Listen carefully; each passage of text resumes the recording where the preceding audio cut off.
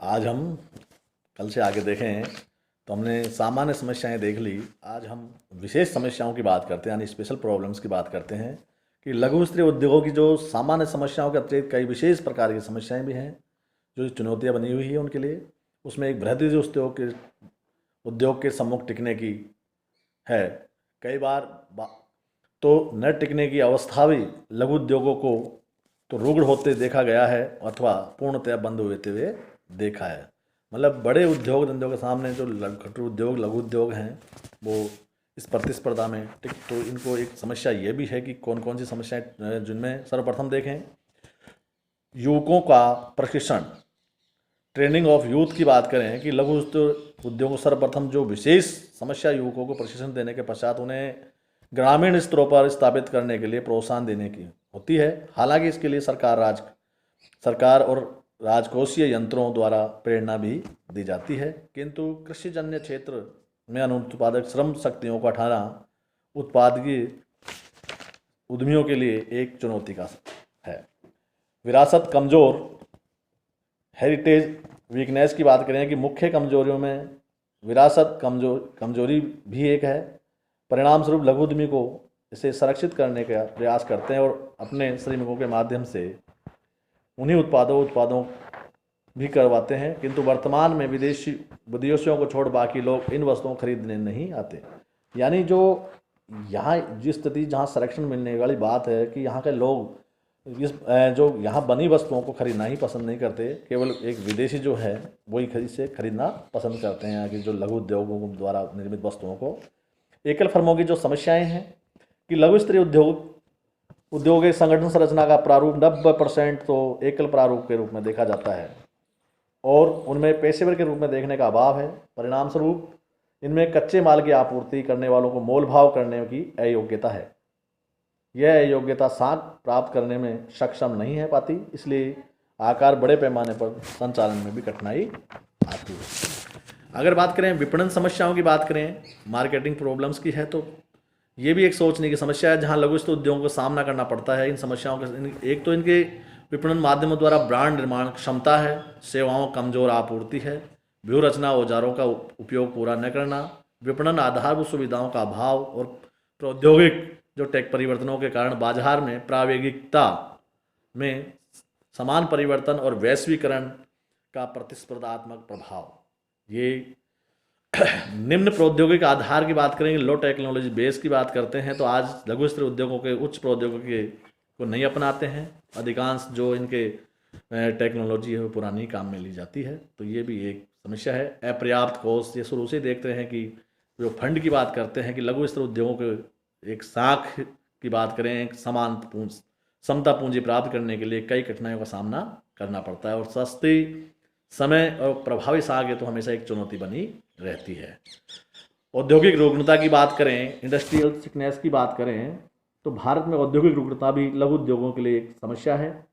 इसका प्रमुख कारण यह है कि संसाधनों का पूर्ण उपयोग नहीं कर पाते, इससे उत्पादन लागत बढ़ जाती है और अंततः उसको या तो उद्योग धंधों को बंद करना पड़ता है या वो घाटे में चलता रहता है। असंगठित क्षेत्र की बात करें तो भारत में असंगठित क्षेत्र लगभग 3 करोड़ जो अधिकांश ग्रामीण जोन्स में देखे जा सकते हैं। लघु स्तरीय उद्योगों की प्रकृति के आधार पर असंगठित क्षेत्र में जैसे निर्माणी सेवाएं, उद्यम जिसमें रजिस्टर्ड संगठनों की संख्या असंगठित क्षेत्रों से कम है, परिणाम स्वरूप लघु उद्योग समस्याएं सामना करना पड़ता है। साख के औपचारिक माध्यम का अभाव, सरकारी कार्यक्रमों के अंतर्गत बनाई हुई नीतियां और प्रशिक्षण कार्यक्रमों का लाभ लघु उद्योगों तक नहीं पहुंच पाता। कुशल श्रमिकों को उनकी कुशलता जो भर्ती का लाभ भी नहीं मिल पाता, क्योंकि लघु उद्योग उच्च मजदूरी देने के लिए सक्षम भी नहीं होते। उपलब्ध तकनीकी की उपयोग भी बहुत ढंग से बहुत के लिए ठीक नहीं, कठिन है।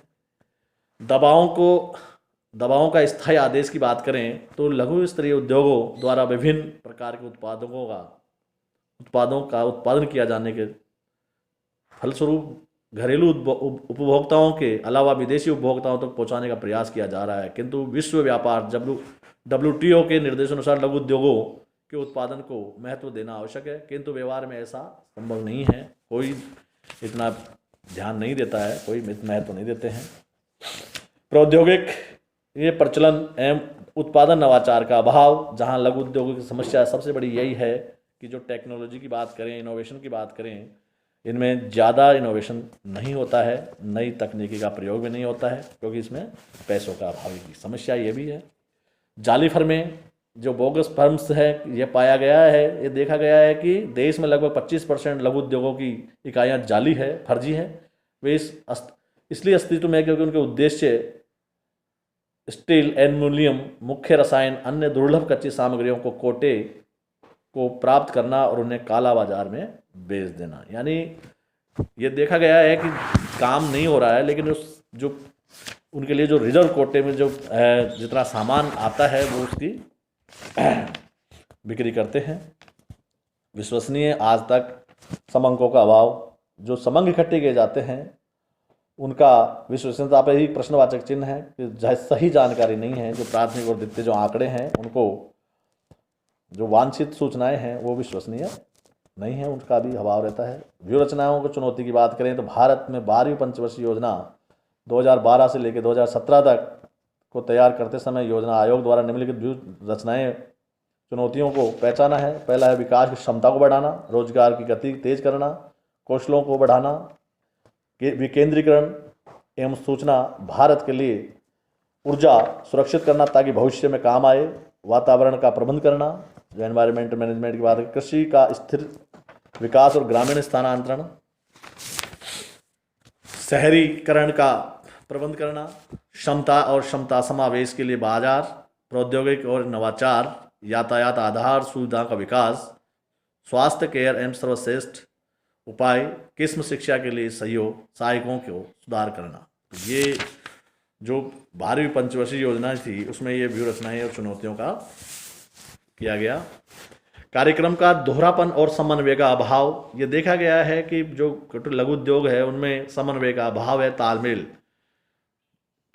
जो कार्य हैं। एक मुख्य प्रणाली कमजोरी ये भी देखते हैं कि आई कि विभिन्न मंत्रालय और विभागों द्वारा समान लक्ष्य समूह के लिए समान और बराबर कार्यक्रम का संचालन किया जा रहा है। उदाहरण तौर पर अगर बात करें तो कोयर मंडल सूक्ष्म लघु एवं मध्यम उद्यम मंत्रालय द्वारा चलाया जा रहा है, तो ये अन्य विभागों को कोयर यानी नारियल उद्योग का संवर्धन कार्यक्रम भी चलाया जा रहा है। इसलिए कार्यक्रम के दोहरेपन से धन और समय दोनों बर्बाद हो रहे हैं, जिसका अन्य कार्यों से उपयोग किया जा सकता है।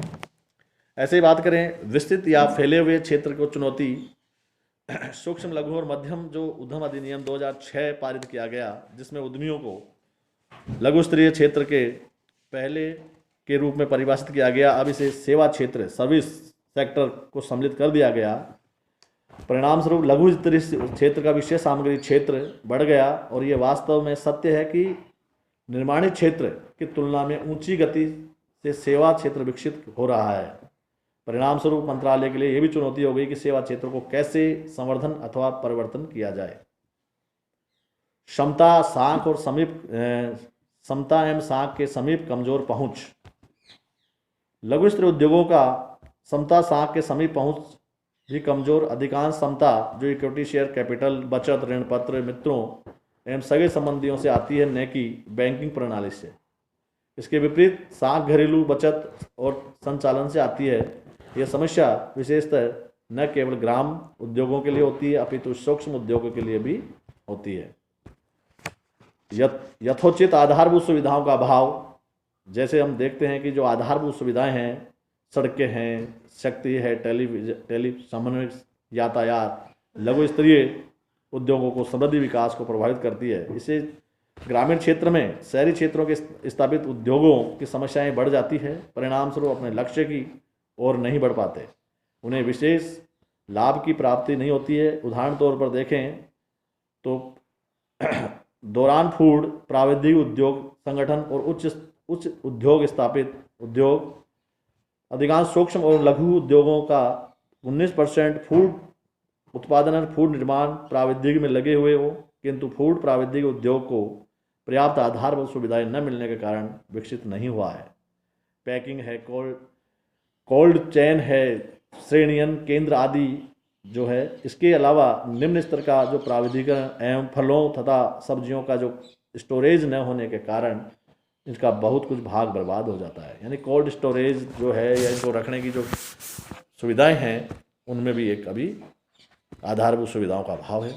और अदर जो प्रॉब्लम्स की बात करें तो कुशल मानव शक्ति की कमी है। यानी जो ट्रेंड जो व्यक्ति हैं उनमें सरकारी नीतियों में लगातार परिवर्तन, आए दिन चेंजेज होते रहते हैं नीतियों में।